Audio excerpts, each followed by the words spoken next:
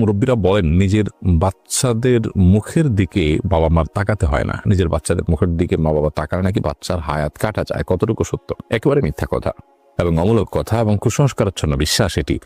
মা বাবা বাচ্চার মুখের দিকে তাকাবে না তো কে তাকাবে? বাচ্চার মুখের সৌন্দর্য, মায়াবী চেহারা এটা বাবা মা উপভোগ করবে না?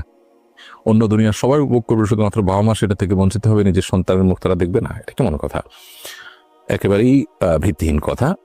মা বাবা বাচ্চার মুখের দিকে তাকালে তার হায়াত কমে যায়, এটা না বৈজ্ঞানিক কোনো কথা, না ধর্মীয় দৃষ্টিকোণ থেকে সঠিক কোনো বিশ্বাস।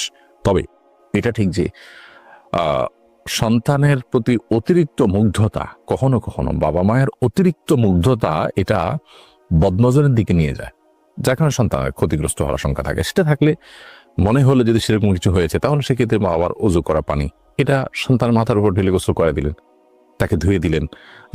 এটা হলো বদনজর থেকে